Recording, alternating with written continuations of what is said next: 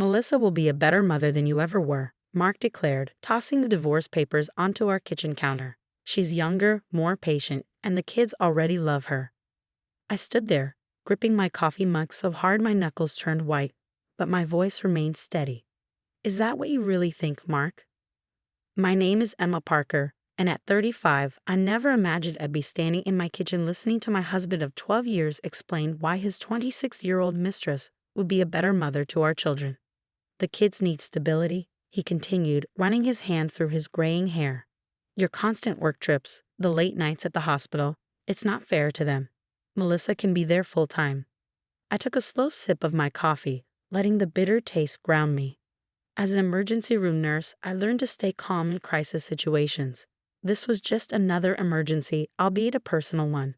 And you think abandoning their mother is stability? I asked, keeping my tone neutral. Tell me, Mark, does Melissa know about your plans for my children? He shifted uncomfortably, adjusting his too-tight designer shirt. Another recent change since Melissa entered the picture. Our children, he corrected. And yes, she's excited about being their new mom. She's already looking at houses with better school districts. I set down my mug and pulled out my phone. That's interesting, I said, scrolling through my files. Because that's not what she told her friend Jessica last week at the cafe. Mark's face flickered with uncertainty. What are you talking about? You see, Mark, when our daughter Emily came home 3 months ago talking about Daddy's special friend who bought her ice cream, I started paying attention. And when our son Tyler mentioned that Melissa promised him a new gaming system if he kept their mall trips a secret, I started recording. I pressed play on my phone, and Melissa's voice filled our kitchen. God, no, I don't want his kids. They're so annoying, especially the little one. But Mark's loaded, and once we're married, I'll convince him to send them to boarding school or something. His wife's too busy saving lives or whatever to fight for custody. Mark's face drained of color. That's not real. You're making this up. I played another recording. Yeah, babe, Emma works tonight, Mark's voice this time. We can use the house. The kids are at my mother's. No, don't worry about them. Once the divorce is final, we'll figure something out. You won't have to deal with them much, I promise. There's more, I said calmly, watching his facade crumble. Like your conversation about using my work schedule against me in custody proceedings. Or Melissa's detailed plans for spending my children's college funds on her lifestyle business. Would you like to hear those too? Mark slumped against the counter, his arrogance deflating. How did you? I'm a mother, Mark.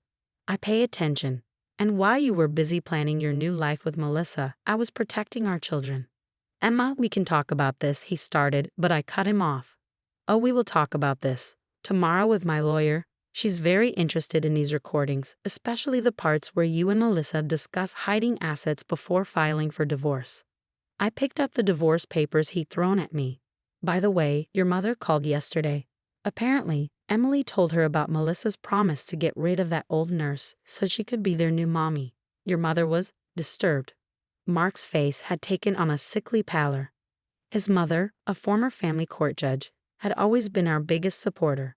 The thought of her knowing about his plans seemed to hit him harder than anything else. The kids, he began weakly, are staying with me, I finished firmly. And if you try to fight this, every recording goes public. I wonder how your medical practice partners would feel about their respected colleague plotting to abandon his children. I gathered my things, preparing for my hospital shift. You have until tomorrow to decide, Mark. Either we handle this civilly with joint custody and fair division of assets, or everyone learns exactly what kind of father you really are. As I walked toward the door, I turned back one last time. Oh, and Mark. Melissa's been seeing her ex-boyfriend Jason on the side. There's a recording of that too, if you're interested. I left him standing in our kitchen, surrounded by the ruins of his carefully constructed plans. My hands were shaking as I got into my car, but my mind was clear. I'd spent 3 months gathering evidence, protecting my children, and preparing for this moment. My phone buzzed. A text from Mark's mother. I'm so sorry, Emma. I've already called my lawyer friend. We'll make sure the kids are safe. Another buzz, this time from the hospital. Multiple vehicle accident incoming. All hands needed. I took a deep breath, put my phone away, and started the car. I had patients to save, children to protect, and a future to secure. Mark and Melissa's plans for my family were about to unravel, and I have front row seats to watch it all fall apart. As I drove to work, I thought about my children safely staying with my sister for the weekend. They had no idea their world was about to change, but I'd make sure they came through it stronger. After all, that's what mothers do. We protect our own, even when it means fighting the people we once trusted most. The night shift ahead would be busy, but I was used to handling emergencies. And compared to the crisis I'd just navigated at home, a multiple vehicle accident seemed almost straightforward. At least in the ER, I knew exactly who my enemies were. The next morning hit me like a freight train. After a grueling 12-hour shift dealing with the accident victims, I'd walked into my lawyer's office running on nothing but coffee and determination. Sarah, my lawyer and longtime friend, was already reviewing the recordings when I arrived. "These are gold, Emma," she said, looking up from her laptop. "The part where they discuss hiding assets, that's going to make this very easy." I sank into the leather chair across from her desk, exhaustion seeping into my bones. "Mark hasn't stopped calling since last night. 27 missed calls." "Let him sweat," Sarah replied, pulling out a thick folder. "His mother called me this morning. She's willing to testify about Melissa's interactions with the kids if needed. Apparently, she's been keeping her own records." A knock on the door interrupted us. Mark stood there, looking disheveled in yesterday's clothes. The smug businessman facade had crumbled, replaced by something closer to panic. "Emma, please," he started, but Sarah cut him off. "Mr. Parker, if you want to speak with my client, you'll need to do it through proper legal channels." He ignored her, his eyes fixed on me. "The recordings, Melissa says they're fake. She wouldn't say those things about our kids."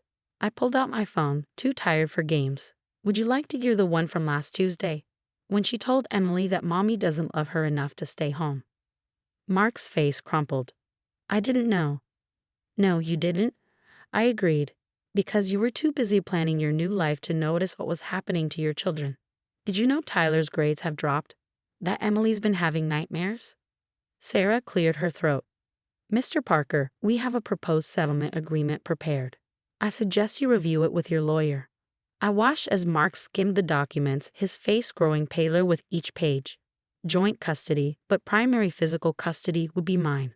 The house would stay in my name. The children's college funds would be placed in a protected trust. "This is everything," he whispered. "You're taking everything." "No, Mark," I corrected him. "I'm protecting everything.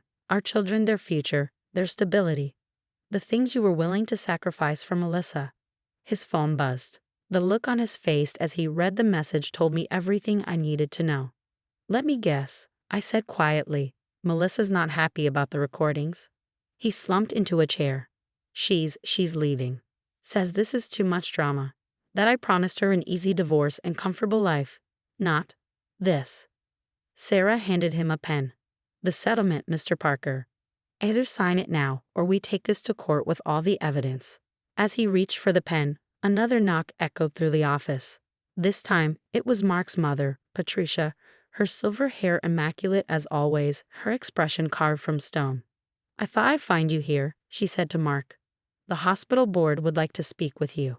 Something about ethical concerns regarding your recent behavior?" Mark's head snapped up. "Mom, you didn't." "I didn't have to," Patricia cut in.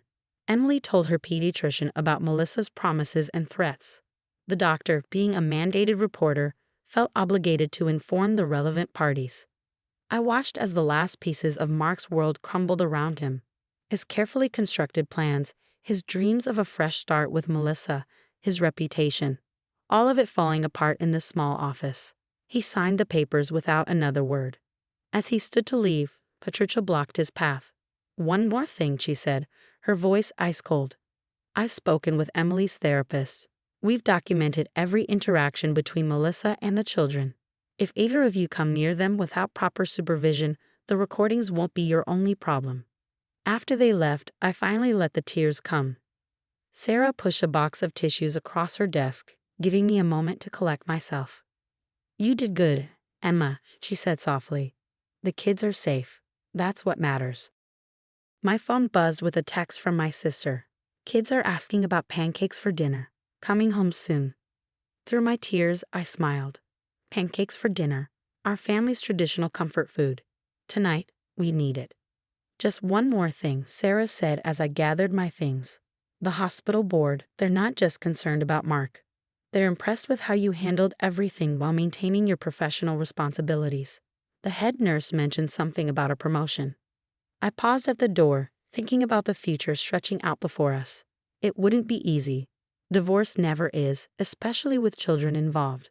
But we would face it together, my children and I, with pancakes for dinner and the truth as our shield. First pancakes, I said. Then we'll talk about the future. 6 months later, I stood in our redecorated living room, watching Emily and Tyler help each other with homework. The changes in them were subtle but significant. Emily's nightmares had stopped, and Tyler's grades were back up. Sometimes the best medicine is simply truth and stability. Mark had stuck to the custody agreement, though his visits became less frequent after Melissa publicly moved in with her ex-boyfriend Jason. The children's initial confusion had given way to understanding, helped along by their weekly sessions with Dr. Martinez, their therapist. "Mom," Tyler called out, looking up from his math homework. "Can we have pancakes tonight?" I smiled, remembering that first night after the lawyer's office. Pancakes had become our symbol of resilience, a reminder that we could make something sweet out of life's bitter moments. "Sure, buddy. But first, I have some news to share with both of you." They looked up expectantly. Emily's dark hair fell across her face, so much like her father's, but her determined expression was all mine. "Remember how I've been working extra shifts lately?" They nodded. "Well, it's because the hospital offered me a new position. I'll be the emergency department's clinical coordinator." "Does that mean more work?" Tyler asked, his forehead creasing with worry. "Actually, it means more regular hours. I'll be home most evenings, and we'll have more weekends together." Emily's face lit up. "Really? No more overnight shifts?" "Very few, I promised. And Aunt Jessica will still help out when needed." The promotion had come as a surprise, though Patricia, who still served on the hospital board, later admitted she'd spoken highly of my professional conduct during the divorce. Sometimes, handling personal crises with grace has unexpected professional benefits. My phone buzzed. A text from Mark. "Kids still on for this weekend?" I replied with a simple yes, our communication now limited to logistics about the children. It wasn't ideal, but it was peaceful, and peace was what we needed. Later that evening, as we gathered around the kitchen island making pancakes, the doorbell rang. Patricia stood there, holding a familiar box. "I found these while cleaning out my attic," she said, setting the box on our counter. "I thought the children might want to see them." Inside were photo albums from when Mark and I were first married, when the kids were babies. Pictures of happier times, before ambition and selfishness tore our family apart. "You're still family," Patricia said quietly, watching the kids flip through the albums. "What my son did, it doesn't change that." She became an unexpected ally, ensuring the children maintained a connection to their father's family while fiercely protecting them from Melissa's influence. Last month, when Melissa tried to contact Tyler through social media, Patricia had handled it before I even knew about it. As we shared pancakes and memories, I realized we created something new from the ashes of my marriage, not a broken family, but a reconstructed one, stronger in its repaired places. My phone buzzed again, this time with a message from Sarah. "Final paperwork filed. It's officially over." I excused myself for a moment, needing space to absorb this milestone. Standing in my bedroom, now painted a peaceful blue instead of the beige Mark had insisted on, I caught my reflection in the mirror. I looked different, stronger, more myself. The sound of laughter drifted up from the kitchen. Emily was telling Patricia about her science project, Tyler adding his own commentary between bites of pancake. This was our reality now, and it was a good one. I rejoined them, sliding back into my seat as Tyler began explaining his latest video game strategy to his grandmother. Patricia caught my eye and smiled, a look of understanding passing between us. "More pancakes, Mom?" Emily asked, holding up the spatula. "Yes," I said, watching my daughter carefully flip the pancake, her tongue sticking out in concentration. "I'd love some." Life wasn't perfect. It never is. But as I sat there with my children and their grandmother, sharing pancakes and planning weekend adventures, I knew we'd found our way to something better than perfect. We'd found our truth, our strength, and most importantly, our peace. Sometimes the best revenge isn't about getting even, it's about getting better. Mark and Melissa could have their drama and schemes. We had pancakes, homework, and love. In the end, we got the better deal.